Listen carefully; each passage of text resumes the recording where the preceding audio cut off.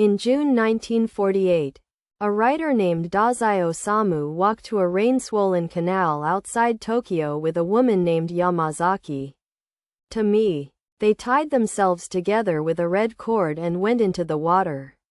He had just finished serializing a novel called No Longer Human. He was 38. His body was found on the 19th of June, which happened to be his birthday. The novel he had just completed is now one of the best-selling books in the history of Japan. No Longer Human, in Japanese Ningen Shikkaku, does not translate cleanly. A closer version is disqualified from being human, or no longer qualified to be a human being. It is the story of a man who feels, from childhood, that he is fundamentally not like other people, that he is only pretending to be one of them, and that at any moment he will be found out. It is the second best-selling novel in modern Japanese history, behind only Natsume Soseki's Kokura. The book is presented as a found document. A brief narrator frames it. He has come into possession of 3 notebooks and 3 photographs belonging to a man named Oba Yozo. He describes the photographs: first, a child who is smiling but whose smile is somehow wrong, a handsome student whose face seems like a mask, and a final photograph of a man so blank, so without expression, that the narrator says you would want to look away. Then he hands us the notebooks. The first notebook begins in childhood. Yozo is born into a wealthy landowning family in the north of Japan, the same region, and roughly the same class that Dazai himself came from.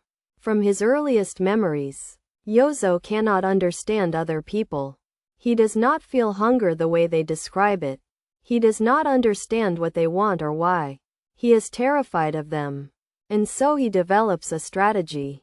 The strategy is clowning. Yozo decides that if he cannot connect with people honestly, he will make them laugh. He becomes the family clown, the class clown, the funny one. Deliberately, as a defense, he performs stupidity. He falls down on purpose. He turns himself into a joke so that no one will look too closely and see the terror underneath. It works. Everyone loves him. And that is exactly the problem. No one knows him at all. There is a scene early in the book that defines it. A classmate, a sickly boy named Takechi, watches Yozo deliberately fail at gym class to get a laugh. Afterward, Takechi whispers to him, "You did that on purpose." Yozo is horrified. Someone has seen through the act. From that moment he is terrified of Takechi, and also drawn to him, because Takechi is the only person who has ever seen what he actually is. As a boy, Yozo is also abused by servants in the house. The novel treats this the way it treats everything, obliquely, without self-pity, mentioned and then moved past, but it sits underneath everything that follows. Yozo grows up believing that the world is a place where terrible things happen quietly, behind the smiles, and that no one will ever say them out loud. He learns to keep his own terrors quiet too. He is sent to school in Tokyo. There he meets a young man named Horiki, who introduces him to alcohol, tobacco, and left-wing politics, not out of any conviction, but because it is all a kind of escape. Yozo drifts into a communist student group, not because he believes in it, but because being an outsider, being illegal, feels closer to the truth of what he is than the respectable world ever did. This is Dazai's own life, barely fictionalized. Dazai, whose real name was Tsushima Shuji, was born in 1909 into one of the wealthiest families in Aomori Prefecture. He drifted into Marxist politics as a student and then abandoned it. He was a brilliant student who stopped attending lectures.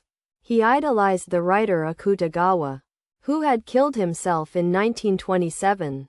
Dazai attempted suicide for the first time as a university student. In 1930, Dazai attempted a lover's suicide, Shinju, with a bar hostess he had known only a few days. They went into the sea together. She drowned. He survived. He was pulled from the water and charged as an accessory to her death. He carried the guilt of having lived while she died for the rest of his life. In No Longer Human, the same thing happens to Yozo. Almost exactly. In the novel, Yozo meets a married woman named Suniko. As lost and exhausted by life as he is, one night they go to the sea and try to die together. She dies. He does not. He wakes in a hospital. He has survived a suicide he genuinely wanted. And the woman who trusted him is dead. He is charged as an accomplice. And he feels, more than grief, a kind of numb confirmation that he is not even qualified to die properly. Yozo's life becomes a slow descent. He is expelled, cut off by his family, kept by one woman and then another. He drinks. He draws cartoons for money. He is aware, always, of a performance running. The clowning never stops. Even as everything falls apart, he describes it with a terrible clarity. He cannot tell whether he is genuinely suffering or merely performing suffering. And the not knowing is its own kind of hell. For a while there is something like hope. He meets a young woman named Yoshiko. Innocent, trusting, almost impossibly pure. Her trust in people is total. Yozo, who trusts no one and understands nothing, is moved by her the way you would be moved by something you know you will destroy. They marry. For a short time he is almost well. Her innocence is, briefly, contagious. And then her innocence is exactly what destroys them. Yoshiko is so trusting that she is taken advantage of by a tradesman who comes to the house.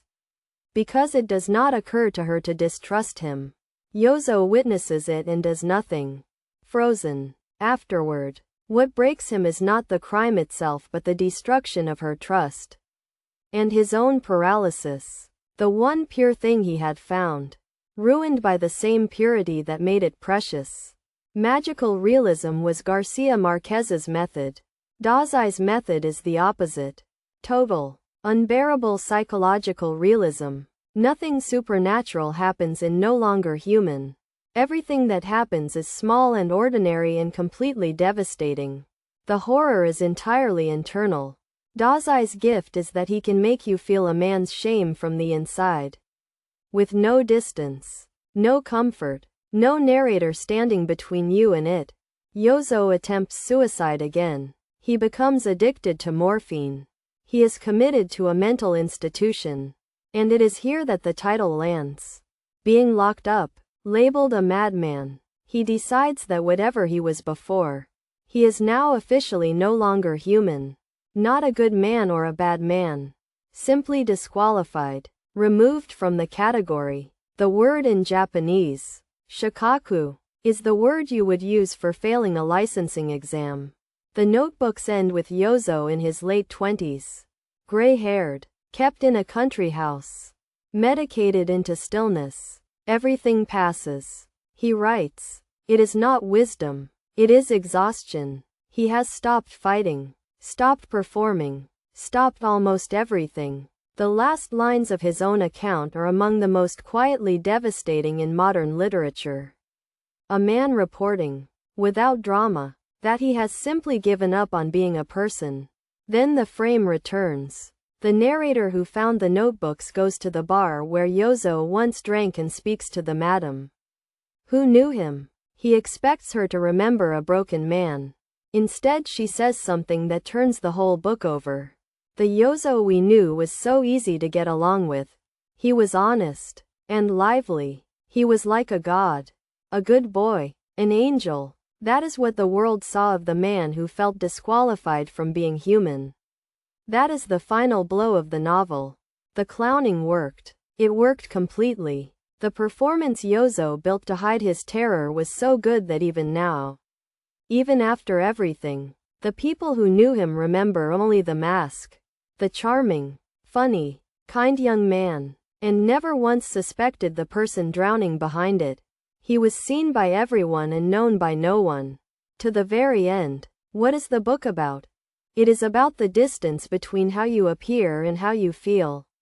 About the exhaustion of performing normalcy when you are convinced, in your bones, that you are not normal, that you are faking being a human being and will eventually be caught. Generations of readers, especially young readers, have opened this book and felt, with a shock, that someone had finally described the thing they thought only they felt. That is why it endures. In Japan, it has never gone out of print. It is still, decades later, one of the books young people reach for when they feel alien and alone. And it has found the same readers everywhere else. Carried by that recognition, a recent illustrated edition drew its cover from the artist behind Death Note. And a new generation found it again.